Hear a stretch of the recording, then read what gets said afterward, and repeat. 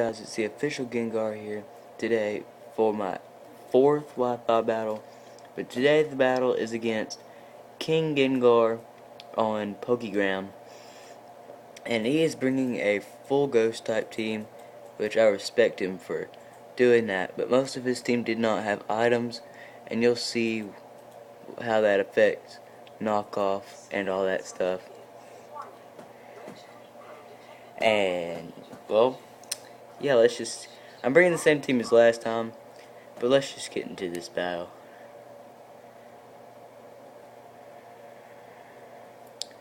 So Cameron is issuing the challenge here. He leads off with his Gorgeist as I lead off with my handy dandy Excadrill.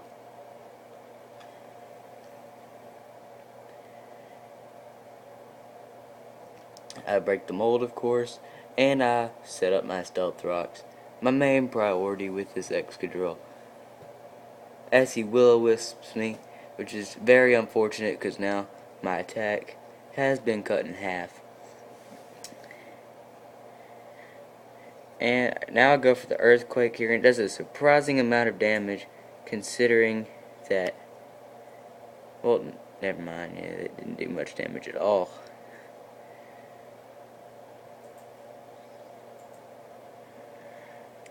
I go for the Earthquake here. It doesn't break the substitute, which forces me to switch out.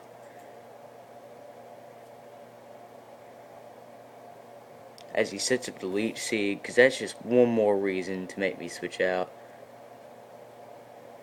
Trying to get this set up into the screen. There we go.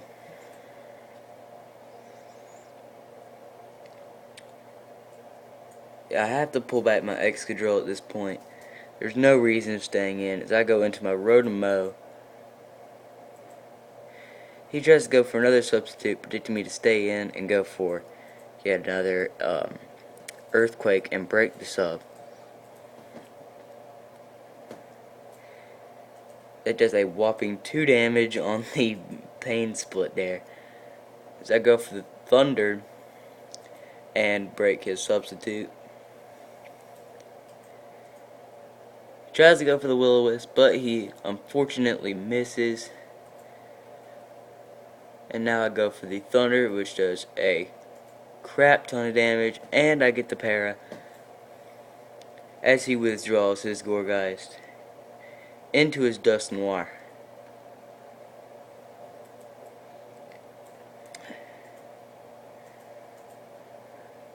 I go for the Will-O-Wisp here, so just getting residual damage onto this Dust Noir every turn really helps out. As I go for the Volt Switch the next turn,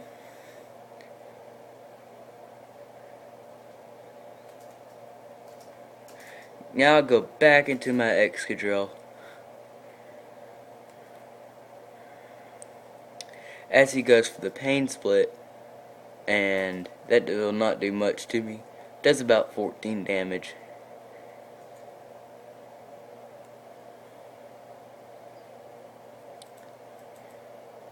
Now I go for the Earthquake here.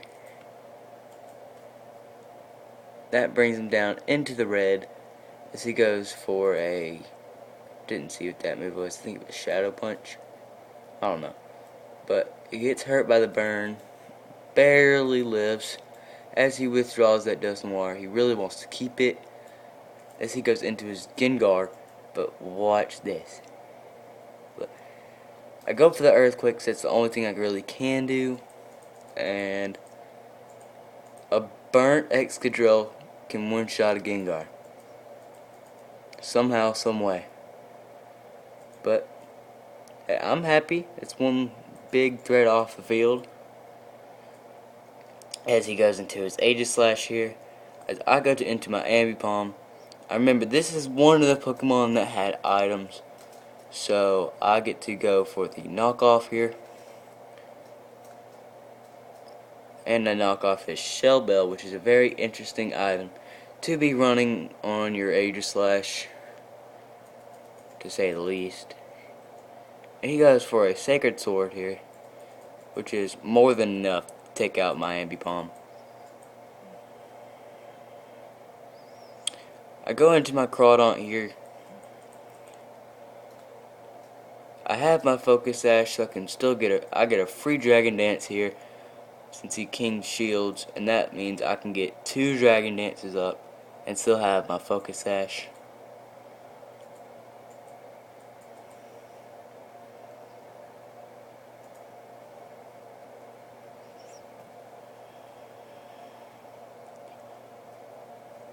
I set up my first Dragon Dance here as he stance changes and probably goes for the Sacred Sword here. Yeah, goes for the Sacred Sword. Brings me down to my Sash.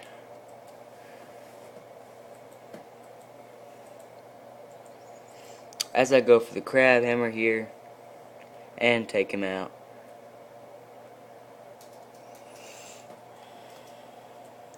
In comes the Spiritomb. I really wish I could have knocked off this guy, but I remember this guy had no item, so I'm pretty much forced to go for the Crab Hammer here, as he goes for the Shadow Sneak to kill me off, sadly. Didn't even think about the Shadow Sneak, to be honest. And in comes my Rotom now. As he goes to the Sucker Punch, I just decide to Will-O-Wisp him. I did not predict the Sucker Punch one bit, but I was pretty dang happy whenever he decided to go for the Sucker Punch there. But I have to take that Sucker Punch damage, and I do take it extremely well as I go for the Thunder here and land it thanks to that wide lens. And he gets that extra burn damage, almost kills, but he doesn't, sadly. And he goes for, I predicted yet another, what's it called? Sucker Punch there. So I went for the Will-O-Wisp, just so I could not take that extra damage. Now in comes the Chandelure. I go for the Thunder, still miss, sadly, as he gets to kill me off with this Overheat.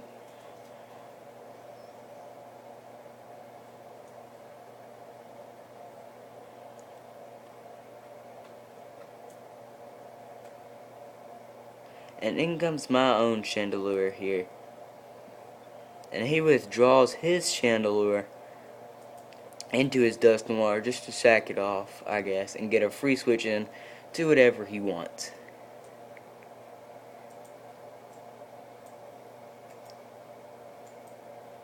In comes his own Chandelure yet again to get back that extra special attack that he lost on the Overheat.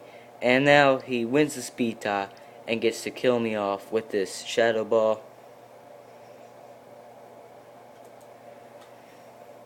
In comes my Medicham here. Pretty sure this is my last Pokemon at this point. And now I get to Mega Evolve.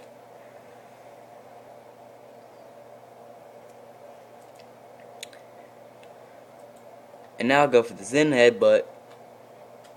And that will take out the Chandelure.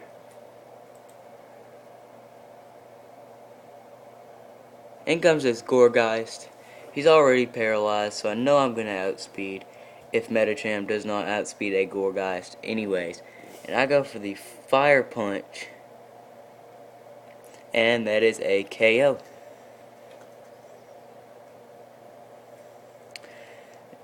And that is a nice 1-0 against Cameron here and his powerful Mono Ghost team. Thank you guys for watching. Please like, subscribe, and show this to your friends. And I will see you guys later.